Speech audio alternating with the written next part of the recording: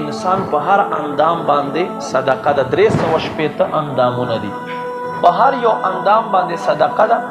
څوک نبی علیہ السلام فرمایي چې 2 رکعاته چاشت نفل وکي، دا داسې دی لکه د چې د هر یو اندام یوه صدقه ورکړه. سبحان الله. نو دا چاشت لفظ ولې ذکر کړلو؟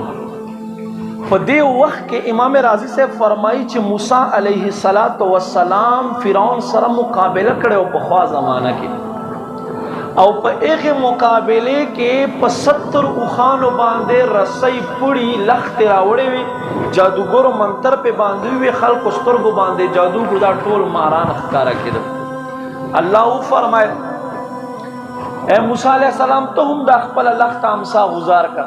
چې موسی علیہ السلام خپل لخت غزار کړ، پټه اشتها ته جوړه شوه، او هغه چې شپېته او یا اوخانو باندې امام جلال الدین سیوطي رحمت الله علیه تفسیر جلاله کې فرمایي دا رسۍ او پوړي راوړي هغې اشتها مار په یوه خوله کې اټول وخوړل.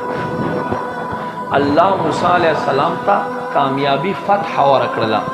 نو الله رب کریم فرمای اے زما محبوبا ما دې په هغه وخت باندې قسم وي په کوم وخت کې چې ما موسی علیہ السلام ته فتح ور نصیب کړی ده.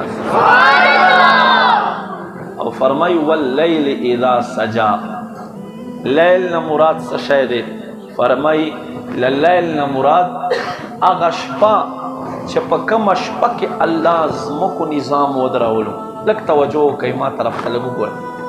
زمکو نظام ودرولو، آسمانونو نظام ودرولو، شپه یوه وه خو 27 سالونه تیر شو، 27 کاله تیر شو. هغه کومه شپه وه؟ هغه معراج شپه وه.